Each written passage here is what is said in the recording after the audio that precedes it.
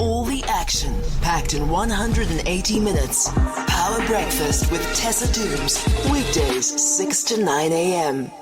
The time is 8:15 here on Power Breakfast with Tessa Dooms. This morning, we are in the third and final hour of a jam-packed show, landing the plane, as it were, for Power Breakfast this morning.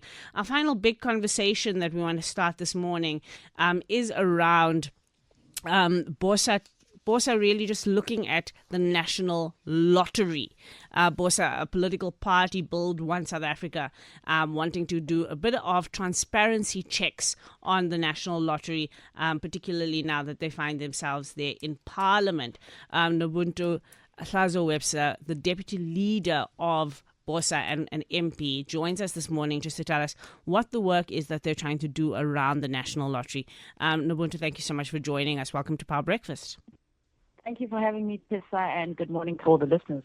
And so you've put your spotlight onto the national lottery. What is the movement there that you're tracking? So, look, we've been on this for about 9 months now. There's numerous issues at the national lottery. I mean, it's been very clear that there's a record of irregular expenditure, which was flagged by the Auditor General. There's a lack of real-time disclosure of grants recipients, conflict with leadership, and some board appointments which really haven't been as procedural as they should have been. But the really bigger issue is, first of all, yesterday the SIU briefed Scopa, and I sat in on that meeting, on that briefing, about their investigation into misappropriation of funds at the National Lottery. And Tessa, I have to tell you, it was shocking. The blatant corruption that is taking place at the lottery. The real issue now, and the current issue, is the issue of the operator license. And, you know, there is political connection, conflicts of interest, which we have flagged, like I say, over the past 9 months with the minister. We've written to the minister with these issues in committee, because I sit on the Trade and Industry Committee. And, you know, it seems that the minister will continue with a flawed process. He will continue, even given the issues that are raised with political connections, with the conflict of interest that sits with that independent panel. And now he has it's announced that Gold Rush is a preferred bidder. And we have drawn links in that independent panel to some people, Gold Rush. So the minister in question here, the Minister of Trade, Industry and Competition, Park Stow, of course, is out of the country at the moment. So I'm sure you're waiting with bated breath for him to return and to respond to what you've heard yesterday in Scopa. What is your particular course of action now that goes ahead of you, besides writing to the minister? What would you like the minister to do in terms of this Gold Rush process? Is it about abandoning the process altogether, or is it about actually, detailing this corruption and perhaps even going as far as charges? So yesterday in Parliament, I actually gave notice of a motion in the House. And that is for the House to call for an immediate cancellation and restart the current process to appoint a new operator for the National Lottery. So that's the first. But the second is to say that there's a temporary licensing process that is happening that the minister has started. And even there, it's not being conducted in a manner that's open, that's transparent.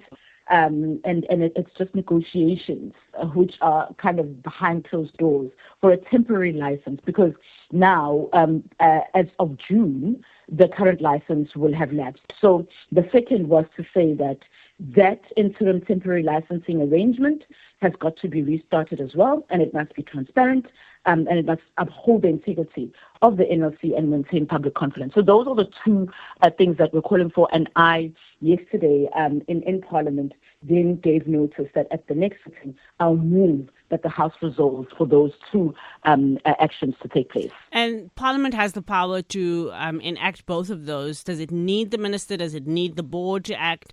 Or does the power to do that lie with Parliament? As an oversight body, the House has the power to resolve and call for cancellation. Ultimately, it's to hold the executive accountable. Ultimately, it's to say to the executive and to the minister, this is what, as Parliament, we are calling for, and this is what we've resolved as Parliament. Ultimately, the minister must do that. But the power of Parliament is to call for that as an oversight body. I mean, the board here is fairly new. I'm not even sure that they've made a year yet within this national lottery context. Has that at all improved the checks and balances and the management of this entity, the new board that was put in place last year? Look, I myself have sat in a number of portfolio committee meetings where the board was briefing us. They have reported some of the governance interventions that they've put in place. However, they did duck and dive around numerous questions which they never actually directly answered. And these questions that were related to governance, these were questions that were related particularly to this public tender, which is 180 billion rand tender. It's the biggest tender in the country. And so they did duck and dive. And actually, I found what is the quantum there of that tender? 180 billion. Sure. So that's a one tender to one service provider around to the one license. service provider. And so they did duck and dive. And I think they also protected, there was a lot of protection that was happening in terms of protecting the institution when we were asking questions around governance, when we were asking questions around corruption. And so that was disheartening. I think not only for myself, I think broadly as a committee, we just felt that there was a lot of protection for a new board. It was interesting that they would protect things that happened even before their own tenure. So I don't have full confidence in that board at all. Well, I think it is going to be interesting to see how the minister, when he does return from the US, responds to the call that you're making. But also, firstly, whether you're able to convince your parliamentary colleagues to agree with you on that one. Nobunto, is times like this, your relationship with the GNU as a party that chose to stay out of it, do you think that you can convince the broader parties, especially those in the GNU, to go with you? You have now this experience after the budget. Do you think your relationships are strong enough to do that kind of convincing and lobbying?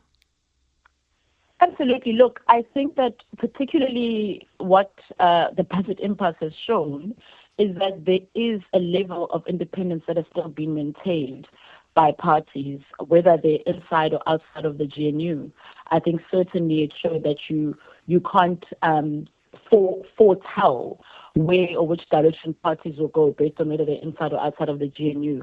And I think that is encouraging, and I think that's democracy at work, that parties will take principled stands or parties will, they believe are what is correct, regardless of where they stand in the GNU. So I think that's what that budget impasse showed us, and we're certainly going to engage all the parties on this particular issue. Well, good luck in your endeavors there. We look forward to seeing what comes of this accountability mechanism that you're trying to enact in Parliament. That's Nobunto Hlazo-Webster, MP and BOSA Deputy Leader.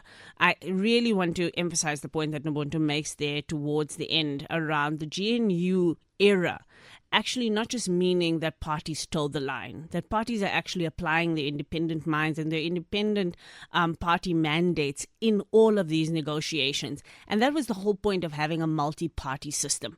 It was not about just having, a one line that comes from a political party's headquarters and then just rushes through the executive, rushes through parliament without a debate. A multi-party system is meant to encourage debate, differences of views, people finding each other and convincing each other of the right thing to do. Perhaps what we did accidentally last year as voters is we started to actually make Parliament more involved in this democracy and get it to do its job. That's what I think the win is in all of this.